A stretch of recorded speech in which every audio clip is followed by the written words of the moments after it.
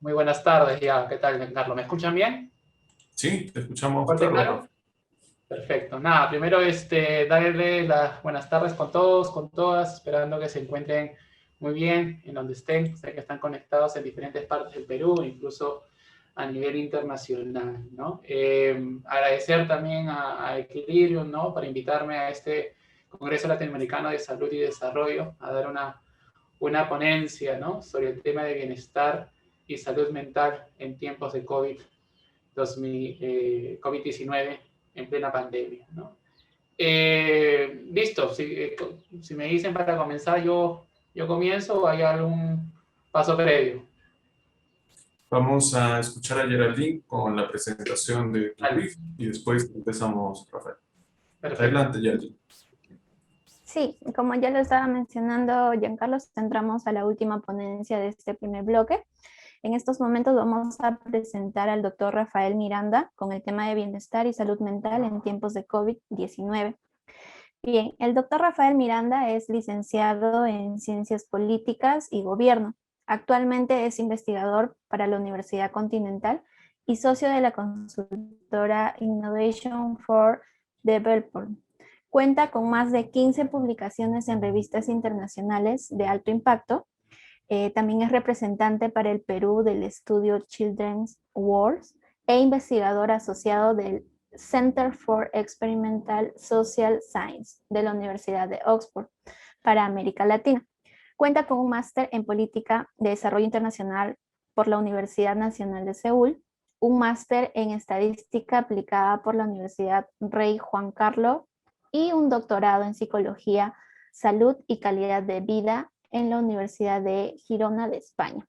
Bien, le damos el pase al doctor Rafael Miranda. Bienvenido para que pueda iniciar con su ponencia. También recordarles que pueden realizar sus preguntas, ¿no? Vía Facebook o también por el chat de Zoom. Adelante, doctor Rafael. Muchas gracias, Geraldine, por la presentación. Sí, bueno, a partir de mi CV, como ustedes se dan cuenta, he tratado de buscar diferentes perspectivas o ángulos, ¿no? Para entender un poco este tema de bienestar y salud mental, ¿no? Desde la parte más de políticas públicas, ¿no? Desde mi pregrado, ¿no? También buscando evidencias, ¿no? Que soporten muchas de las conclusiones, recomendaciones que voy a decir, ¿no? Ahí el tema de la estadística, por ejemplo, ha sido un actor importante, ¿no? Para buscar información y sobre eso dar evidencia, información sustentada, ¿no? Que venimos recogiendo en diferentes estudios donde Giancarlo participa en alguno de ellos con nosotros. Y bueno, mi doctorado de psicología, ¿no? Que me ha tenido esta aproximación de entender más el pensamiento, el razonamiento, ¿no? Desde la persona, ¿no? Como se dan cuenta, ¿no? En el título del doctorado, yo estuve en la Facultad de Psicología, Salud y Calidad de Vida, ¿no? Eso no es gratuito, por así decirlo, donde elegí el doctorado, porque ya desde varios años el tema de bienestar, primero desde un punto de vista más económico, cuando estuve comenzando a investigar este tema, después de un lado más psicológico, fue algo que marcó mucho mi vida personal y también mi vida laboral, ¿no? Por eso la idea de estudiar este doctorado, no solamente en psicología a nivel general, sino aplicado al tema de calidad de vida y salud, ¿no?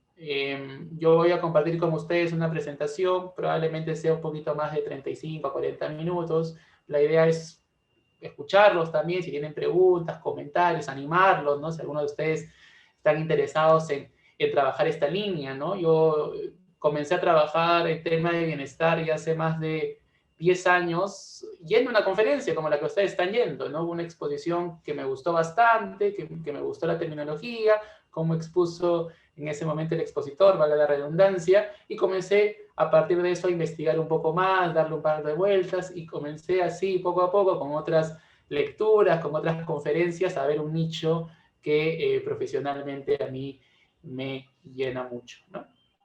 Creo que la coyuntura ayuda también bastante, ¿no? O sea, vivimos en un tiempo muy disruptivo, ¿no? Donde efectivamente, más allá del tema de salud propiamente dicho, que seguro lo han visto, creo que en las primeras ponencias esta mañana, ¿no? En las escuelas, en el tema de salud físico, hay un tema más de fondo que también estamos viviendo y es algo que probablemente exista post-COVID, ¿no? Que es toda esta implicancia de lo que estamos viviendo vinculado al tema de bienestar y salud mental, ¿no? Entonces, un poco mi ponencia va por ahí, un poco reflexionar sobre el impacto que ha tenido, la necesidad de seguir buscando investigaciones y seguir generando investigaciones locales, ¿no? Si bien hay algunas que se vienen trabajando a nivel internacional, hacemos un esfuerzo desde aquí, de la Universidad Continental, desde también los círculos de investigación donde yo trabajo, con la Universidad de Oxford, con el Children's World, por ejemplo, de seguir investigando el tema de bienestar ahora en tiempos de pandemia, ¿no? A manera de primicia, seguro voy a compartir algunos resultados, hallazgos de futuros papers, ¿no? Que estamos en vías de publicación, para que vean en qué medida ha afectado todo este tema del COVID, el tema de la bienestar y salud mental en diferentes grupos humanos, ¿no? Porque no todos somos iguales, ¿no? Hay algunos grupos que son mucho más vulnerables que otros, ¿no? Frente a esta situación. O hay grupos que sociodemográficamente pueden ser iguales, pero la capacidad de regulación emocional, de la capacidad de afrontamiento, la capacidad de resiliencia son totalmente distintos, ¿no? Y son factores de riesgo, por así decirlo, utilizando una terminología de salud mental que impacta directamente en su propio bienestar debido a la situación en la que estamos, ¿no? Lo que sí es que a todos nos ha afectado esto, ¿no? No solamente probablemente por los datos que se maneja a nivel nacional, estando acá en Perú, y a nivel mundial, probablemente una persona cercana, familiar directo o familiar indirecto, ha estado ya en un proceso de COVID o incluso ha fallecido, ¿no? Entonces, todas esas situaciones que nos está llevando también tienen un impacto directamente en el bienestar y salud mental, ¿no? Y a partir de eso, la segunda parte de mi explicación, de mi alocución, tiene que ver con el tema de afrontamiento, ¿no? Porque vamos a seguir conviviendo con esto por un buen rato, ¿no? Si bien el tema de las vacunas va aumentando y eso es un buen indicador, tampoco es la panacea, ¿no? No es que igual con la vacuna hay un nivel de eficacia y todavía el ratio de vacunación, si bien ha crecido, no solamente en el Perú, en el mundo, todavía para tener esta famosa inmunidad de rebaño, ¿no? Cubrir más o menos el 70, 80%, estamos muy lejos. Es decir, que todavía vamos a convivir con esta situación. Y eso es lo que tenemos que afrontar, ¿no? Entonces, desde la literatura, uno de los elementos o estrategias, por así decirlo, que trabaja este tema de cómo convivir con el COVID para mantener nuestro nivel de bienestar o promover, ¿okay? Está vinculado al tema del afrontamiento, ¿no? Entonces, una última parte, voy a hablar brevemente sobre eso y también lo que estamos trabajando desde el área de investigación, ¿no? Nada, y por otro lado, espero terminar la ponencia a tiempo, porque sí, si hubiera algunas preguntas, reflexiones, discrepancias, bienvenido, bienvenida dicha participación. Bueno, ya me presentaron, muy rápido con esto, ¿no? Quiero partir por una reflexión, ¿no? De este tema de la nueva normalidad. O sea, el mundo ha cambiado, ¿no?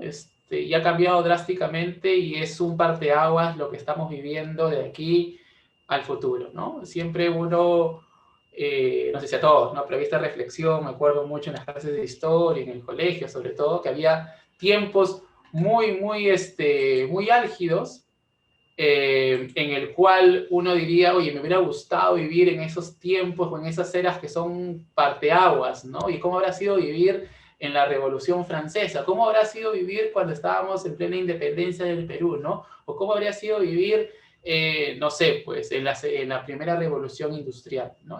Que son hitos históricos que cambian el mundo, ¿no? Entonces, nosotros somos testigos de un nuevo hito histórico, ¿no? No estuvimos capaz, muchos de nosotros, en la Primera, Segunda Guerra Mundial, que fueron elementos también que cambiaron el juego a nivel global, pero lo estamos haciendo ahora, ¿no? Y estamos viviendo en esta situación que de aquí en adelante nuestros hijos, nietos, bisnietos, tataranietos, probablemente van a tener en su libro de historia un capítulo exclusivo a lo que ha pasado del 2020 hacia adelante, ¿no?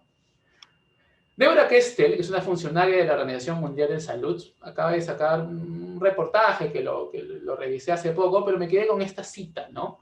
Que habla ya del tema de la OMS, si bien ya apuesta por ese tema de las vacunas y que estamos desarrollando este tema y que probablemente este sea la solución a mediano, a largo plazo, no a corto, hace una reflexión más de fondo sobre el tema de la salud mental, ¿no? Y reconoce que la situación actual en la que estamos, con aislamiento, probablemente todavía buena parte del mundo todavía sigue en proceso de confinamiento, ¿no? Son todavía pocos lugares donde han abierto totalmente su país, y probablemente en esta, no sé si revisaron uno de los primeros artículos del Imperial College, ¿no? De la Universidad de Londres, que hablaba este tema de las curvas, ¿no? Las curvas, ¿no? A lo largo del tema de la pandemia, ¿no? Como que lo peruanizaron un poco ese término del tema del huayno, ¿no? Entonces, ¿qué significa eso, no? Que este estudio de Imperial College mencionaba que probablemente vamos a vivir por un buen tiempo, ellos hicieron estudios hasta 2026, 2027, de estos estados cíclicos, ¿no? Situaciones en que podemos lograr manejar un poco la pandemia como lo hicimos a fines del año pasado, ¿no? Donde la tasa de infección bajó, la hospitalización bajó, etcétera. Y, bueno, podemos abrir un poco más, relajar un poco más algunos temas de normas de aislamiento, ¿no? Entonces, aumentar el toque de queda, algún tema de actividades más al aire libre, ¿no? Ampliar un poco más los foros, etcétera, ¿no? Pero va a llegar un momento, y es cíclico, donde vuelva esa nueva ola, como la que estuvimos viviendo, felizmente ya estamos bajando, donde comienza a aumentar y de nuevo tenemos que vivir encerrados, por así decirlo, ¿no? Con un aislamiento mucho más estricto, ¿no? Hasta que pase esa ola, vuelva a bajar y se libere un poco. Y en esa danza, como mencionaba ese artículo, vamos a estar por un buen tiempo, ¿no? Entonces, vivimos, por eso decía, con aislamiento, que es verdad, porque tampoco cuando estamos en el pico más bajo es que ya hemos regresado a la antigua normalidad, ¿no? No es que ya, bueno, ya sáquense la mascarilla, bueno, hasta que vuelva a aumentar esto, vivimos en el 2019 hacia atrás. No, tenemos ciertas reglas todavía de aislamiento, de distancia física, ¿no? De control, etcétera, pero un poco más relajadas que cuando estamos en el pico de la ola. Mucho miedo, o sea, miedo es algo inherente al ser humano. Creo que es una reflexión que leía en un editorial en el País, ¿no?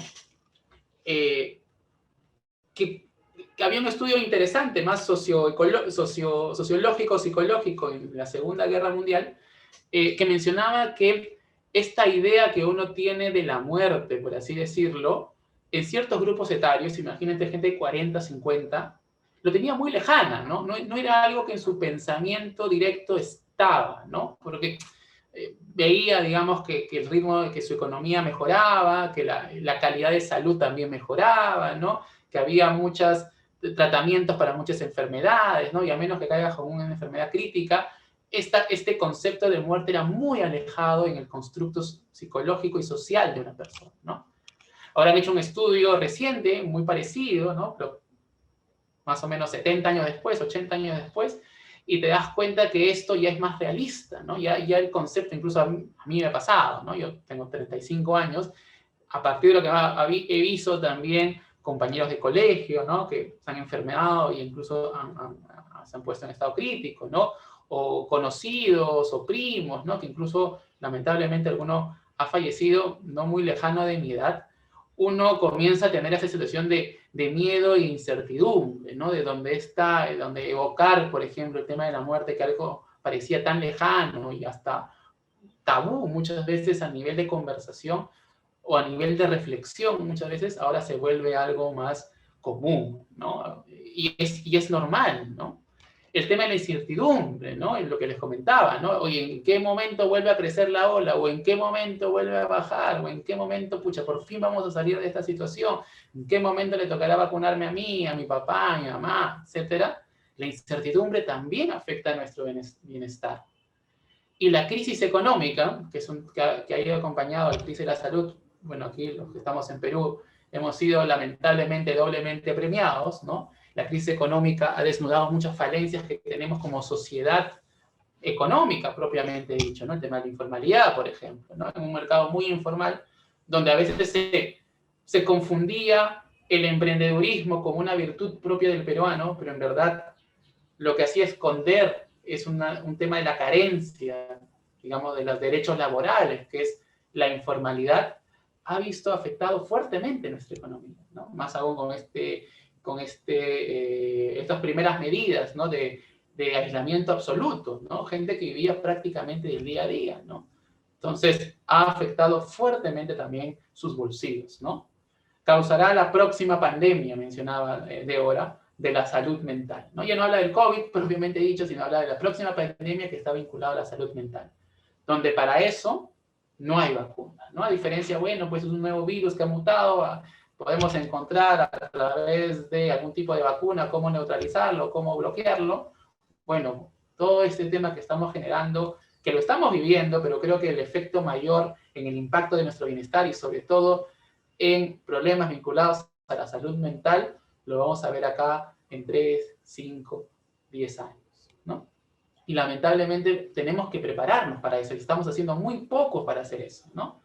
Estamos invirtiendo muy poco en salud mental en nuestro país, ¿no? Antes era muy poco, ahora necesitamos multiplicar ese pequeño esfuerzo que se hacía antes, ¿no? Porque lo que se viene es complicado, ¿no? Lo que se viene es difícil para todos, ¿no? Ya no tanto vinculado nuevamente al COVID, al virus, sino a las secuelas que produce, no vinculado al tema de salud físico, sino vinculado al tema de la salud mental.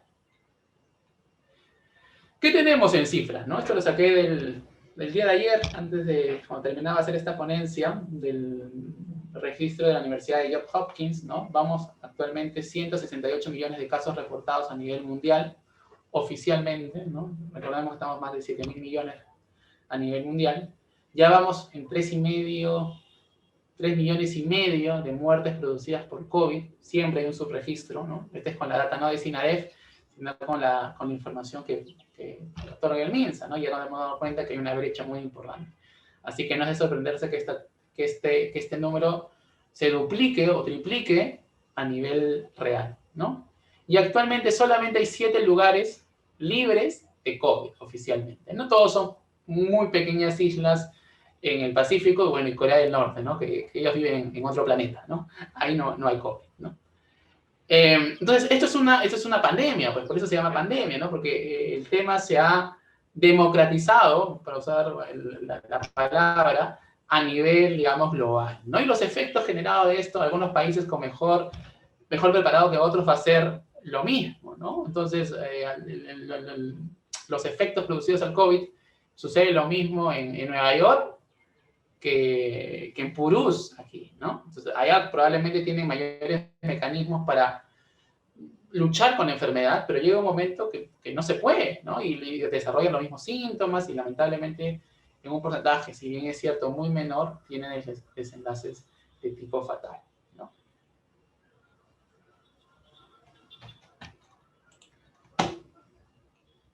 Entonces, como les comentaba, ¿no? Este es el mapa de los puntos, por así decirlo, de la expansión del virus. Ya todo el globo terráqueo está pintado de rojo de alguna manera, ¿no? Lo que significa que esto ha alcanzado a todos, ¿no? Y lo que estamos haciendo es cómo luchar con nuestras armas, ¿no? Con nuestras capacidades lo mejor posible para poder atacar esta enfermedad, ¿no?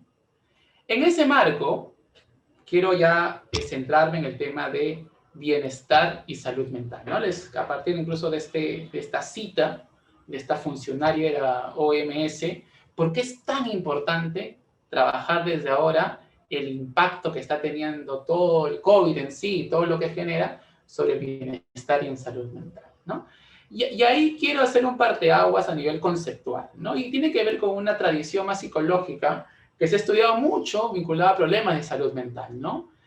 Todo el tema de depresión, ansiedad, estrés, son indicadores vinculados a problemas de salud mental que se trabajan mucho en la literatura, ¿no?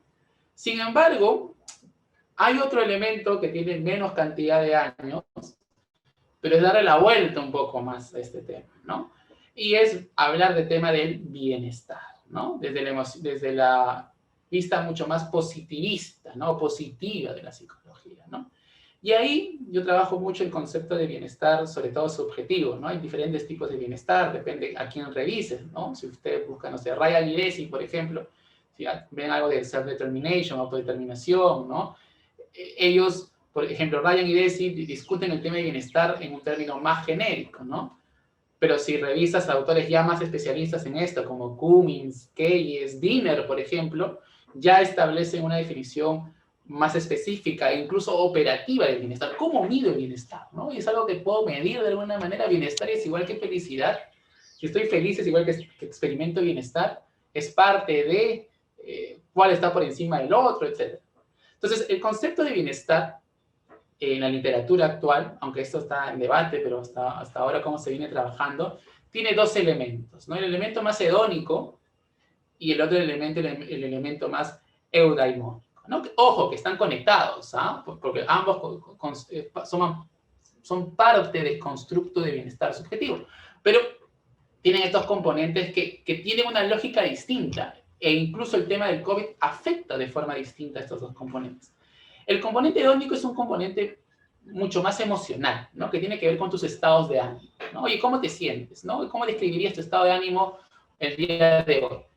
O hace 2 semanas, ¿no? Y ahí te das una escala de afectos, por ejemplo, para ver si has experimentado más afectos positivos o afectos negativos, ¿no? Si estás más feliz, contento, motivado, etcétera, ¿no? Esa es como una valoración inicial, primigenia, del bienestar de tipo hedónico, ¿no? Que tiene que ver nuevamente con cómo te sientes, ¿no? ¿Qué emociones estás experimentando en un momento dado, ¿no?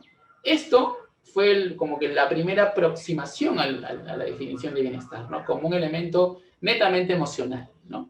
Sin embargo, después, digamos, sobre todo Cummins, comenzó a desarrollar el término del bienestar eudaimónico, que si bien reconoce y está vinculado al tema de cómo te sientes, tiene un elemento mucho más cognitivo al momento de definir el bienestar, ¿no? Que tiene que ver con una lógica más incluso prospectiva, ¿no? El eudaimónico hace una valoración de qué tan satisfecho te sientes con lo que tienes en este momento. Porque te puedes sentir triste, porque puede haber una situación que haya afectado tu emoción, pero no significa que por eso te sientes en tu valoración más cognitiva, insatisfecho con lo que has logrado hasta ahora, o con tu vida, o con tus compañeros de universidad, ¿no?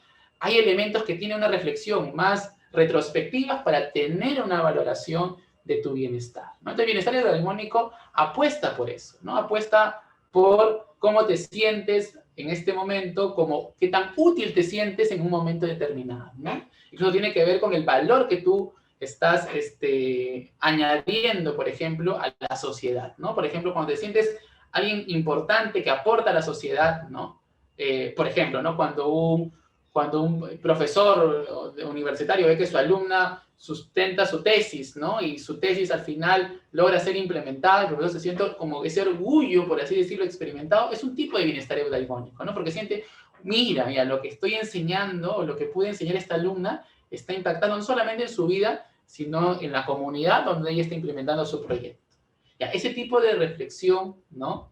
Del aporte que uno está dando, tiene un componente más de bienestar eudaimónico, ¿no? Y eso se está trabajando mucho ahora con el tema de las emociones de trascendencia, ¿no?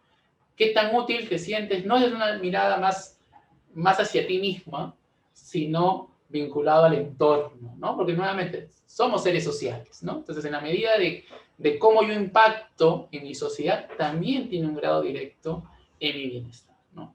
Entonces, esto son dos constructos que se viene trabajando al momento de abordar el tema de bienestar, ¿no?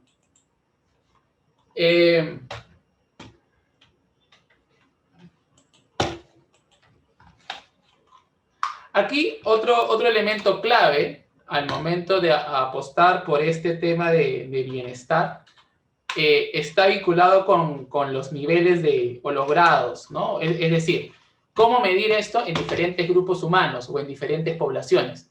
No es lo mismo medir esto, no sé, en niños que están yendo recién a primaria, como medir esto en personas que están ya en la tercera edad, ¿no? Incluso el constructo se mide de forma distinta, ¿no? Ok, hoy tengo un temita con mi mouse. No sé.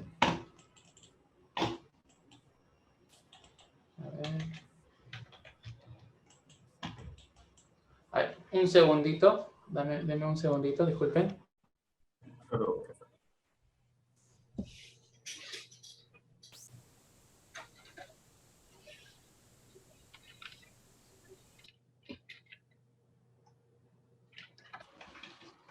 Ya saben, pueden ir mencionando sobre sus Listo. preguntas o escribiéndolas también en el chat.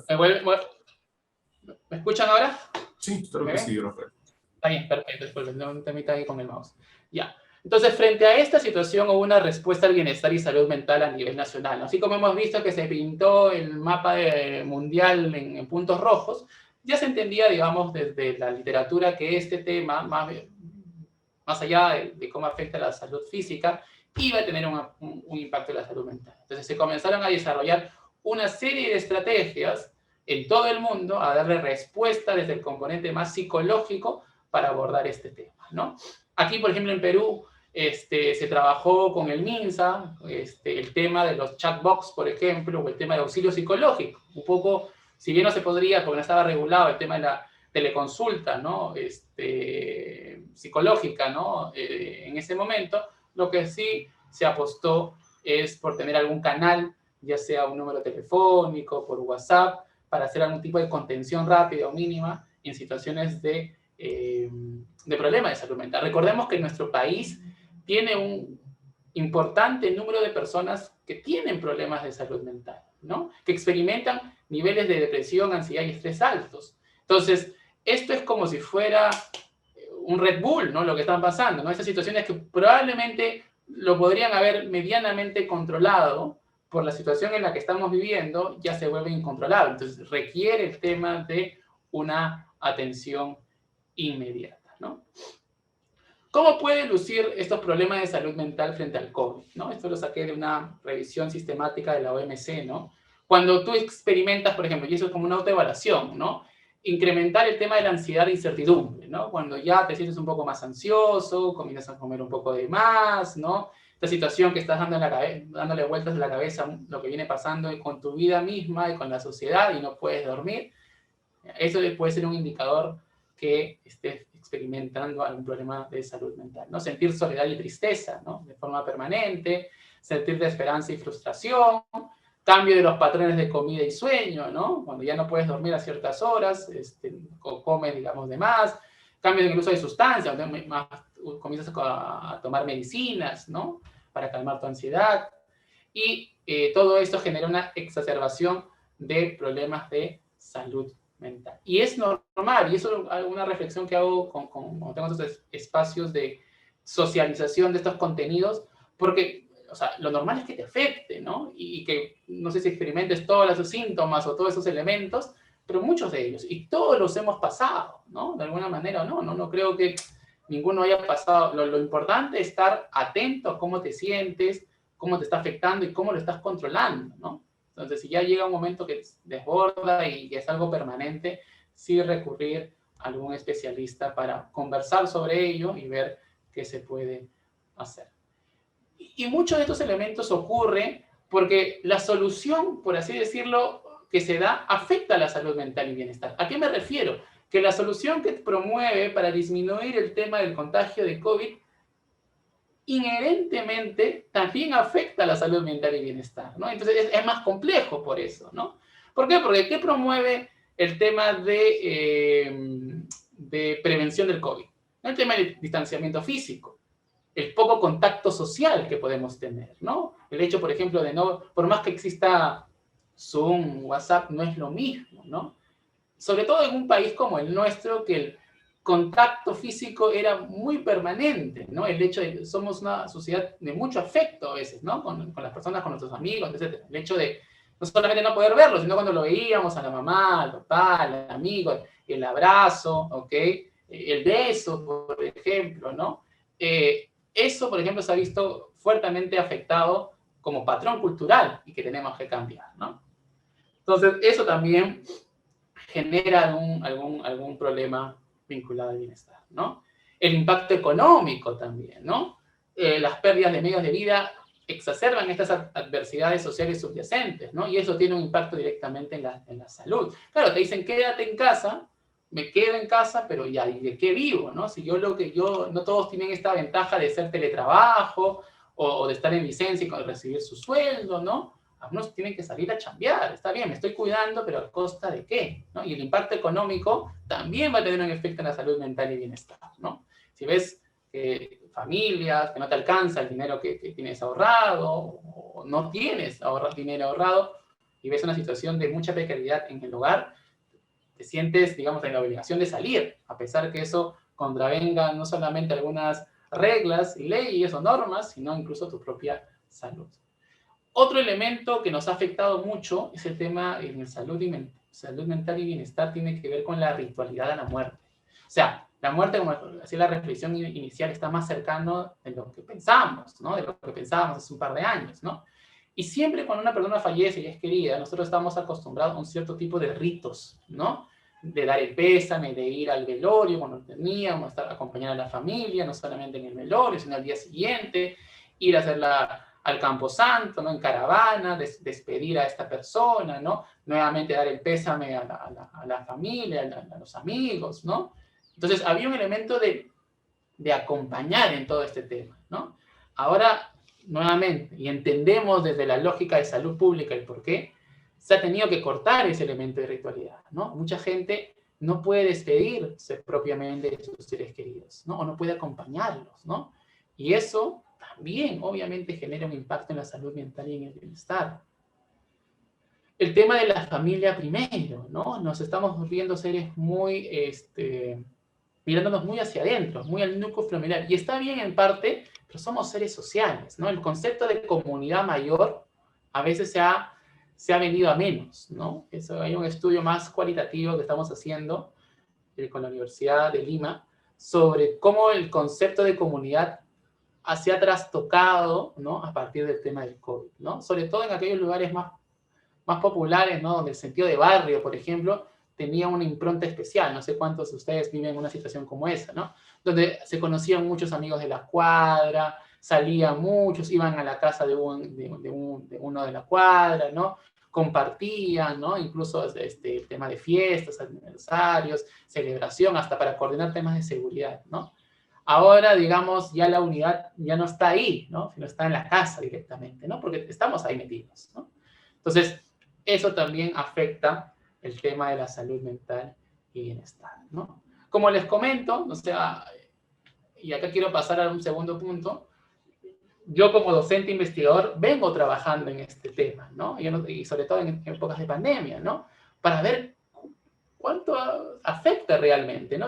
Por más que parezca lógico, creíble lo que digo, y ahí, digamos, mi maestría en estadística tiene mucho sesgo, ya, pero ¿cuánto está impactando realmente, no? ¿Y a qué grupo afecta más, no? ¿Afecta igual a un niño, a una niña, a un adulto mayor o no? Entonces, estos elementos de factores de riesgo y factores protectores es lo que vengo trabajando. Y todavía hay muy poca literatura y acá no sé cuántos están animados en querer investigar estos temas. Acá hay una gran ventana de oportunidad para investigar este tema en nuestro país, ¿no? O en América Latina en general, ¿no? Mucho de la literatura que todavía se tiene sobre este tema en tiempos de COVID no está acá, ¿no? Mucho viene de Estados Unidos, Europa y sobre todo de China, ¿no? Y se entiende un poco, bueno, porque China fue donde inició todo este tema, ¿no? Y está todavía muy focalizado en estudios de bienestar en personas de la primera línea, es decir, se ha estudiado mucho de cómo ha impactado este tema en médicos, personal de la salud en general, ¿no? Que han sido los que estamos más expuestos a este tema. Pero también hay otros grupos que están siendo invisibilizados y debería estudiarse, ¿no? Por ejemplo, un paper que vengo trabajando, preguntando a estudiantes, ¿no? A chicos de 9 a 17 años, ¿no? Que han estado todo el año pasado encerrados en casa, haciendo el tema de la educación a distancia, cómo manifiestan o cómo evalúan su bienestar, ¿no? Es un estudio internacional, no hay Perú, en ese estudio no había Perú, pero está Chile y México. Yo vengo trabajando comparando estos dos países, ¿no? Y efectivamente, el tema del bienestar en esos tres grupos, ¿no? Languidez, moderado y flourishing, que es como el más alto, el mayor nivel de bienestar, ha comenzado a sufrir algunos cambios, ¿no? Y algunos elementos de diferenciación, ¿no? Si bien todavía está en un grupo de flourishing, que es el mayor nivel de bienestar, hay algunos indicadores que nos dicen, comparando con data de hace años, que muchos de los que estaban en flourishing, que eran mayor, se están pasando a moderado, ¿no? Es decir, un nivel menos, ¿no?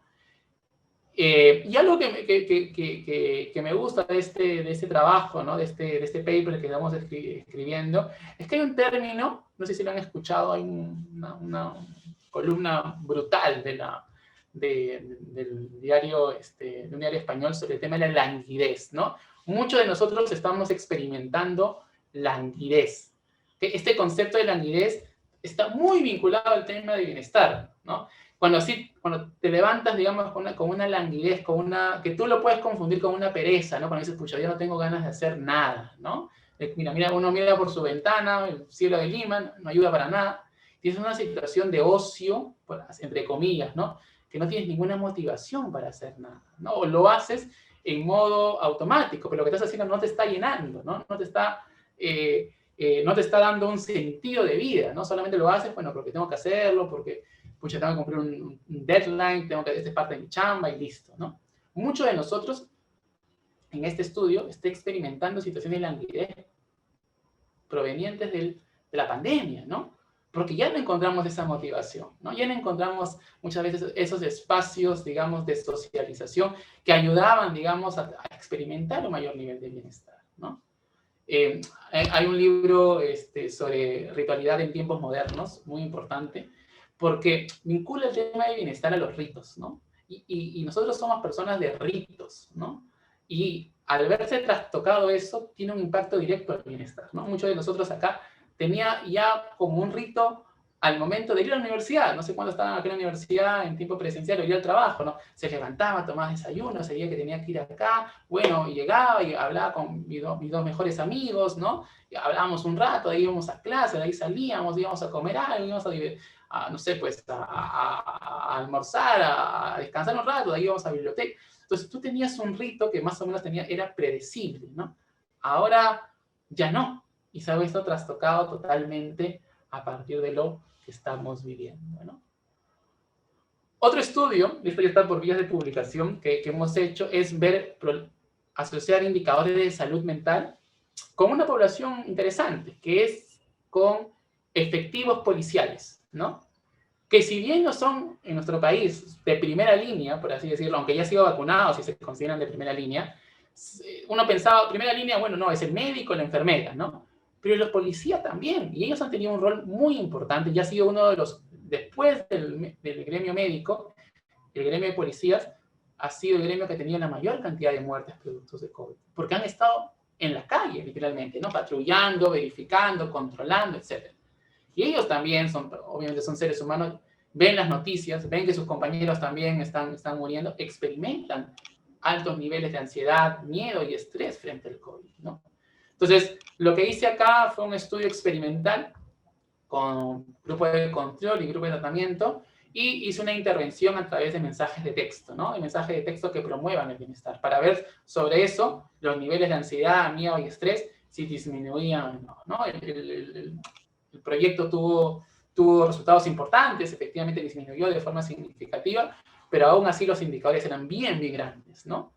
Ahí se ve en la barra, por ejemplo, el tema del miedo al COVID, que se evaluaba en una escala de 0 al 2, era 0, 1 y 2, las respuestas reportaban más o menos de 1.25 en el dato estandarizado. Entonces, el miedo al COVID sí era una variable importante que obviamente afecta. También tengo indicadores de bienestar, tengo indicadores de CAP sobre el COVID, pero lo que me falta son manos para explorar tanta data. Bueno, este es el primer paper que he publicado sobre ese tema en una población tan específica como son los de policías, ¿no?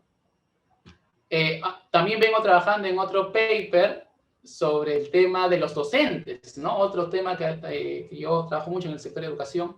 Entonces, cómo el tema de la pandemia ha afectado a algunos indicadores de salud mental y bienestar, ¿no? Entonces, justo acaba de salir la base de datos de la ENDO, de la Encuesta Nacional de Docentes 2020, que recoge indicadores de salud mental y bienestar. Estoy haciendo el primer paper sobre salud mental con unos modelos. Pero acá, estos descriptivos ayudan, ¿no? Aquí tengo el autorreporte de estrés, ansiedad y depresión en la ENDO del 2018. y la que hubo en el 2020, ¿no? Y te das cuenta, comparando los indicadores entre profesores que vienen de escuela urbana y rural, que ha crecido, ¿no? Para muestra un botón, ¿no? En el 2018 el nivel de estrés que era, y eso la literatura te dice, ¿no? Que la profesión docente es una de las profesiones que mayor experimentan estrés. Y entonces ya en sí había un factor de riesgo ahí, ¿no? Era de 43.4%, y en el 2020 subió a 62.9%, ¿no? Los que estaban en escuela rural era 37.9%, y los que están en el AENDO 2020, 54.4%. Lo mismo sucede para ansiedad y depresión, ¿no? También hay indicadores de bienestar, de satisfacción. No lo he puesto acá porque es para otro paper que vengo trabajando, pero para este que tiene que ver de salud mental, para que vean, ¿no? Efectivamente hay un impacto, ¿no? Y este es producto de la pandemia y todo lo que significó la pandemia para los docentes, ¿no? La imposición, por ejemplo, del programa Aprende en Casa, muchos de ellos no estaban capacitados tecnológicamente para implementar esto, la sobrecarga administrativa por parte del UGEL de llenar una serie de fichas para mostrar que estaban haciendo cosas, porque tenían que mostrar que estaban dando sus clases para que puedan recibir su pago. Entonces, no es solamente la enfermedad en sí y no, sino es todo lo que se genera alrededor de lo que uno puede experimentar a partir de la enfermedad, ¿no? Y por último, vengo trabajando un paper, justo con Giancarlo también, ¿no? Sobre el tema de estudiantes universitarios, ¿no? Sobre el tiempo de pandemia, sobre cómo ha afectado, por ejemplo, el tema de fatalismo, o sea, cómo te sientes frente al fatalismo frente al COVID, tanto la calidad de vida, como ese constructo más eudaimónico que decía al inicio, ¿no? La exposición, como también a las emociones que uno experimenta, ¿no? Positivas y negativas, que es el constructo más hedónico que mencionaba, ¿no? Y nos damos cuenta en estos gráficos y en esta tabla que sí, pues hay un efecto, ¿no? El fatalismo, ¿okay? O sea, cuando uno siente un fatalismo frente al COVID y lo que pueda suceder frente al COVID, experimentar, digamos, esas emociones se ve fuertemente afectada, ¿no? Se experimenta más emociones negativas y el nivel de calidad de vida baja sustantivamente, ¿no? Esto ya lo encontrarán en un próximo paper, ¿no? Rápidamente, uno de los elementos que venimos trabajando más a nivel de intervención, porque hasta ahora lo que se ha mostrado es un tema más de diagnóstico, ¿no? Es importante para ver cómo afecta eso en diferentes grupos humanos, pero a nivel de intervención, ¿qué podemos hacer, ¿no? Y venimos trabajando en el tema de regulación emocional a través del afrontamiento, ¿no? Y lo primero que tienes que hacer es afrontar la situación. Porque si no la afrontas y no eres capaz de dimensionar correctamente, lo vas a sobredimensionar o lo vas a subdimensionar o le vas a evitar, ¿no? Entonces, primero, trabajar regulación emocional a través de afrontamiento, ¿no? ¿Qué es la definición? Básicamente son las formas como uno responde o maneja situaciones de estrés o emociones incómodas, como la que estamos viviendo, ¿no? La forma es como uno responde a la vida, ¿no? Cuando te dicen, no, y te ponen obstáculos en el camino, ¿cómo uno responde sobre eso, ¿no? ¿Qué acciones toma, ¿no? Y ahí, en la intervención que venimos trabajando, hay ciertos unos tips que estamos considerando que tiene que ver, por ejemplo, tomar conciencia de la salud física, ¿okay? Uno trata de evadir esta situación y lo que te dice la literatura es, toma conciencia de la salud física, ¿no? Porque un factor protector frente al COVID, por así decirlo, es tener una buena salud física. Entonces, eso es afrontar la situación, es saber consciente, oye, ¿qué tengo que hacer, qué tengo que cambiar para que si me llega a tocar, tengan los mayores elementos de protección frente a esta enfermedad? Bueno, tomar conciencia de salud física es uno de ellos. Mantener las conexiones sociales, ¿ok? No significa romper las normas, ¿no? Pero en la medida de lo posible, mantén tus conexiones sociales, no te aísles, ¿ok? Ahora, si bien es lo mismo, hay el tema del celular, WhatsApp, o en el aire libre, ¿no? O sea, hay medidas de distanciamiento social que uno puede hacer con las mascarillas correspondientes en el aire libre, que el nivel de contagio disminuye casi a cero, ¿no? Pero trata de mantener tus conexiones sociales. Toma un descanso, ¿no? Ese tema del teletrabajo, felizmente ya salió la ley de teletrabajo, tiene que regular, ¿no? Porque uno parece que trabajara de lunes a domingo de 7 a 10 de la noche, ¿no? Cuando en verdad tú tienes que tomar un descanso, tienes que descansar apropiadamente. Mantén tu rutina, trata de salir, tener un contacto con lo que sucede fuera de tu departamento, de tu casa, pero con precaución, obviamente, y pide ayuda, ¿no? Un tema de afrontar también la situación y de ayudar a regular emocionalmente a una persona es saber pedir ayuda, ¿no? Porque hay situaciones, como hemos visto, que escapan a nuestro propio control, ¿no? Y hay dos tipos de afrontamiento, no quiero entrar mucho en detalle, el adaptativo que venimos trabajando y el no adaptativo, que tiene que ver afrontar esto con, por ejemplo, con situaciones de escape, por así decirlo, ¿no? No afrontar la situación, sino escapar de la situación, ¿no?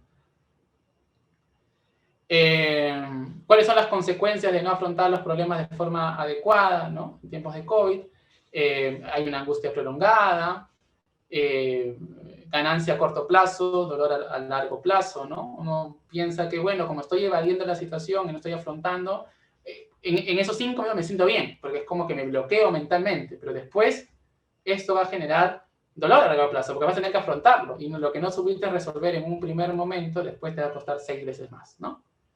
Y empeoramiento de los síntomas iniciales, ¿no? Algo que trabajamos en el tema de mejorar las técnicas de afrontamiento para promover el bienestar en tiempos de COVID es tener el contexto biopsicosocial de las personas, ¿no? Y nosotros somos seres socioecológicos, es decir, interactuamos con diferentes grupos humanos. Tenemos una interacción intrínseca con nosotros mismos, por así decirlo, autónoma, ¿okay? Pero también comenzamos a coordinar y a trabajar y a relacionarnos con otro grupo de personas, ¿no? También el tema biológico es algo importante, ¿no? El tema de lo que hemos visto, ¿no? Estar bien, de salud, ¿ok? Tema psicológico, con lo que estamos viendo, con el tema de regulación emocional, el tema social, con el tema de conexión con diferentes entornos. Todas estas variables juegan a favor para promover el bienestar en contexto de COVID. Entonces, nuestra intervención trata de ir armando como paquetes para cada uno de estos elementos, ¿no? El componente biológico, el componente psicológico y el componente social. Ahí. ¿No? Estos son los 3 grandes elementos que comentaba, ¿no? Y sobre eso estamos trabajando en nuevamente, una primera intervención para promoción del bienestar en tiempos de COVID. La idea es esto en un futuro cercano evaluarlo y ver qué tanto esa intervención ha tenido efectos en promover el bienestar. Ya terminando, algunas conclusiones, hay un typo ahí. La pandemia tiene un efecto real, como hemos visto, y prolongado sobre el bienestar y la salud mental, que es diferenciado, no a todos nos afecta de igual manera, ¿no? Teniendo en cuenta los recursos que tenemos y también la característica sociodemográfica que tenemos, ¿no? Pero es democrático. Lo que sí te asegura es que a todos nos va a afectar, ¿no? Algunos más, algunos menos, pero sí no podemos negar que hay evidencia sustantiva de que hay un efecto de la pandemia sobre el bienestar. Otra reflexión importante, que tiene que ver a partir de lo que mostraba en la segunda parte de mi exposición, es que queda mucho por investigar. Aunque sea a nivel descriptivo, explicativo y evaluativo. Pero para realmente tomar conciencia de este potencial impacto y de cómo afrontarlo, si no contamos con investigaciones, si no contamos con artículos, ¿no?, que nos permitan dar este primer diagnóstico, poco podemos hacer, ¿no? Va a ser muy intuitivo, ¿no? Y la idea es generar evidencia, ¿no? Por lo que hemos visto hasta ahora, y es lo que planteamos hacer en esa intervención que estamos trabajando, el tema del afrontamiento y la regulación emocional puede ser una estrategia útil en tiempos de pandemia, ¿no? Para promover la salud mental y el bienestar. Eso sería todo por parte mía. No sé si hay algunas preguntas ahí a quienes están conectados por el Zoom o por el Facebook. Tenemos un par de minutos para poder resolverlo.